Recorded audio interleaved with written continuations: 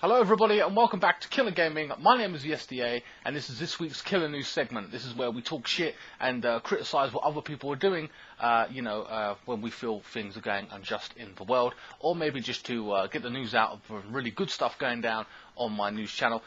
Please, check out my playthroughs and stuff like that. My Call of Duty review, Black Ops 3 review will be out by Monday, and in the meantime I have some more gameplay and stuff like that out for you as well.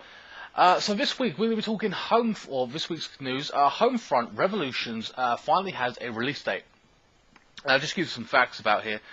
It will hit stores in the United States. By the way, you've got to remember this. United States, May 17th, and the rest of the world get it on the May 20th. That's a few days later, so it's not too bad. Xbox One owners can sign up for a beta. Apparently a closed beta, which will take place sometime in February. No exact date on that, but I'm sure if you're interested in that. Now, I played Homefront, the original one, which had a core concept.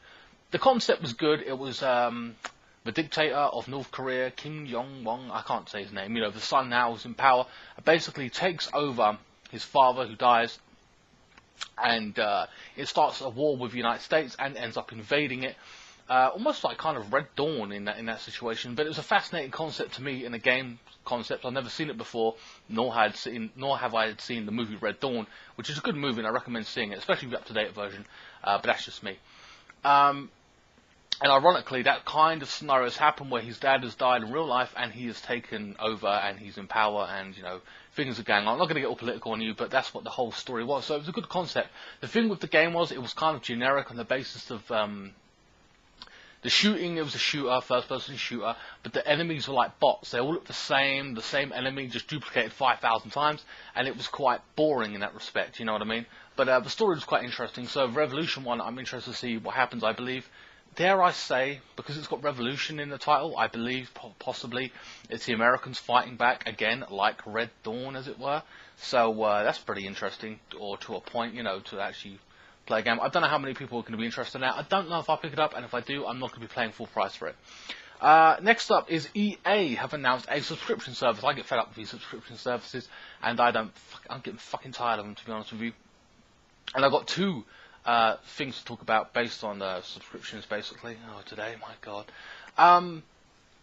So they've basically announced for PC gamers, £5 a month, and you get access to the EA Vault.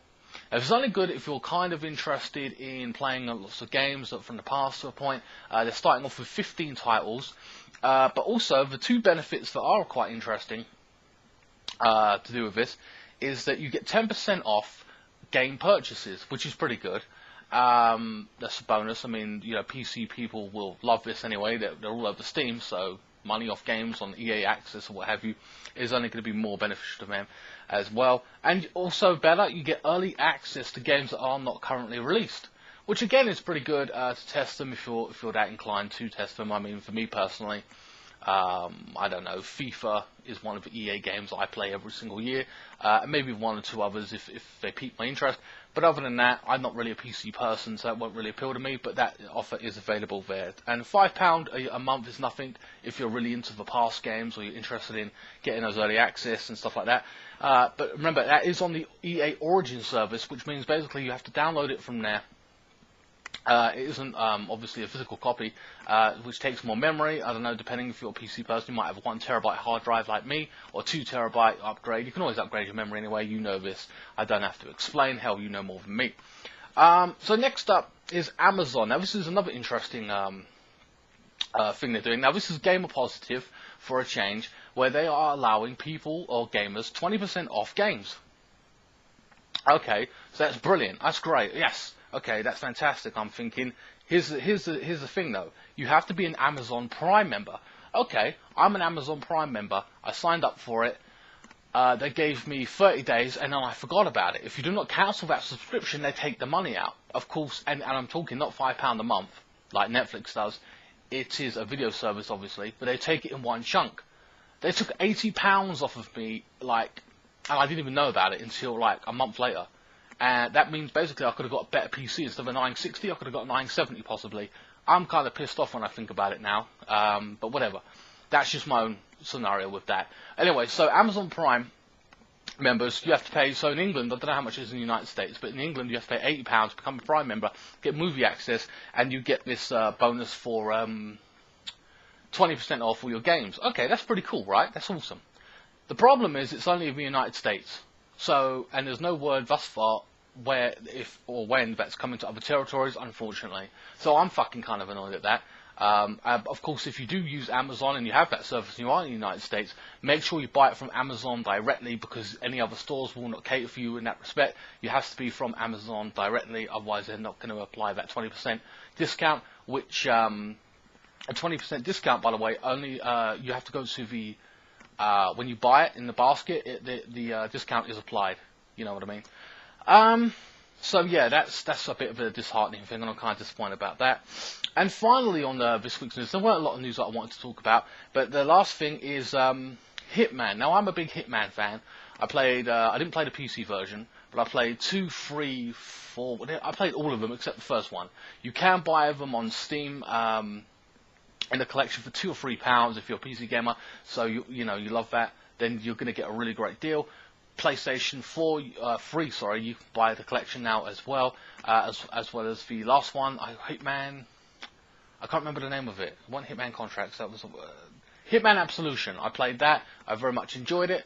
Wasn't tempted to go back and replay it, but apparently the next one is going to be episodic. I'm sick and tired of these episodic games, especially with Hitman. It's kind of pissing me off. Because it doesn't make sense what they're doing. So recently they cancelled the pre-orders, or 2 days ago they cancelled the pre-orders of PlayStation 4 owners.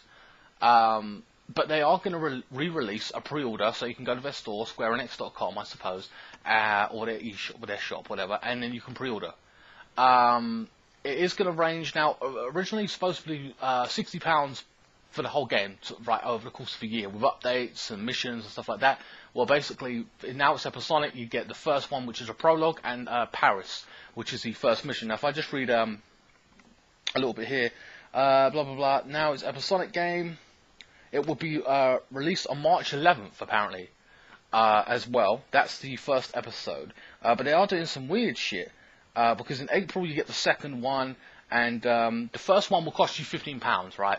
The first episode will cost you £15, but then after that, it's going to cost you £10 for every other piece of DLC. So in April, it will come out part 2, and you'll pay £10, and so forth, and what have you.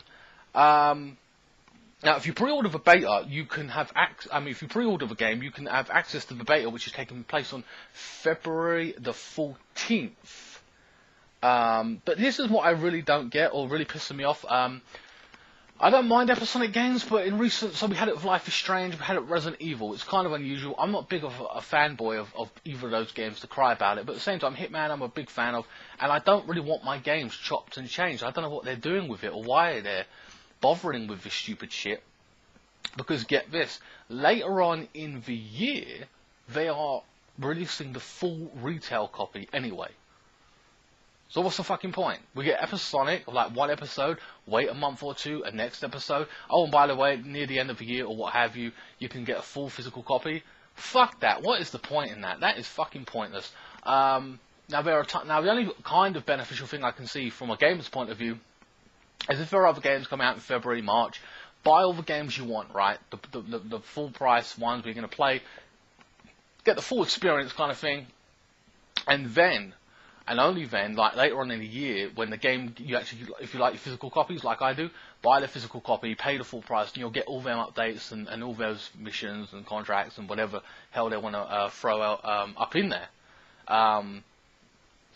I like my physical copies. It takes less data off my PlayStation 4 anyway. I don't know why they've made this stupid decision to do that. I don't know, guys, but that's about it for this video. Please like, share, comment, and subscribe, and let me know what you think in the comment section below to do with Hitman. Do you think it's bullshit? Are you excited for the game? Do you even care about it? Do you think it gives any less credibility if it's episodic, where you play one mission, you forget about it, and then you go back and play it again? I personally don't like it. I'm not a big fan. But anyway, guys, follow me on Twitter at KillerGaming01. That will be in the link in the description below. I've got a Call of Duty Advanced Warfare, Black Ops 3 review coming out as well, possibly Monday. Today I'll be releasing today's Chelsea simulation of FIFA 16, and also I will be releasing more multiplayer of Black Ops 3 as well. Thanks for watching, guys, and I'll see you next time.